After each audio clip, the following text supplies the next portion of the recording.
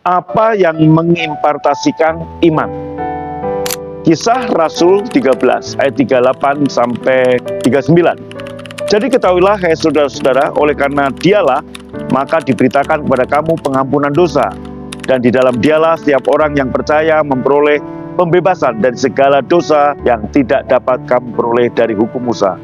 Paulus tidak menumpangkan tangannya pada orang lumpuh di Listra untuk menyembuhkannya.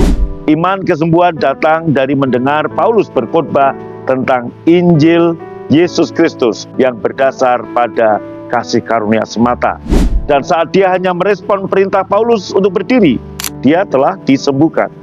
Apa yang Paulus khotbahkan saat itu tidak dijelaskan secara terperinci dalam Alkitab. Khotbah apa sih? Ya, itu nggak dijelaskan dalam Alkitab secara terperinci. Namun, saya tahu Paulus khotbah Injil kabar baik, Injil kasih karunia. Ada satu khotbah Paulus yang tercatat kata per kata oleh Roh Kudus, dan inti khotbah itu ditemukan dalam ayat bacaan hari ini. Sekarang dengarkan baik-baik. Kuasa Injil yang Paulus khotbahkan untuk orang lumpuh itu ditemukan dalam pengampunan dosa kita untuk setiap kita yang percaya. Tidak ada kualifikasi lain untuk pengampunan seluruh dosa-dosa kita. Perjanjian yang lama didasarkan pada kebenaran melalui perbuatan, ketaatan pada 10 perintah Allah.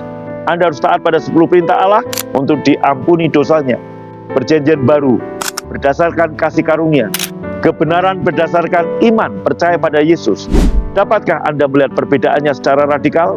Tuntutan dosa bukan dibeberkan pada kita, tapi bukan dibebankan pada kita, tapi pada Yesus. Ini adalah kabar baik. Semua orang yang percaya pada Yesus menerima pengampunan seluruh dosa mereka dan telah dibenarkan oleh Yesus. Kabar baik, haleluya. Tidak ada kabar baik selain sebaik ini. Kita telah mengalami dalam ibadah di gereja BFA. Saat jemaat duduk beribadah dan mendengar khotbah Injil kasih karunia yang saya khotbahkan tentang karya Yesus yang sempurna, tentang mujizat apa yang Yesus lakukan. Saya melihat mujizat-mujizat terjadi. Ada kuasa saat kita mendengar Injil Yesus Kristus.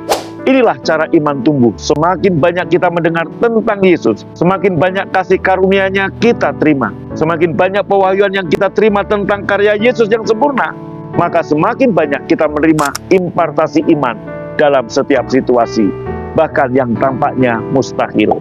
Maka saudara, pesan saya, terus mendengar berita kabar baik, Injil Yesus Kristus berdasarkan kasih karunia. Maka impartasi iman terjadi. Iman untuk kesembuhan, iman untuk kemakmuran, iman untuk pemulihan, iman untuk kemenangan, iman untuk terobosan, iman untuk mengalami banyak hal. Itu akan terimpartasi dengan sendirinya ketika engkau mendengar Injil kasih karunia. Mari berdoa. Bapa, terima kasih. Ada kuasa dalam membaca, mendengar, dan merenungkan firman tentang Yesus dan pengampunan dosa melalui Yesus dan Injil kasih karunia, semua karena kasih karunia Tuhan. Terima kasih untuk kabar baik bahwa aku telah dibenarkan oleh Yesus.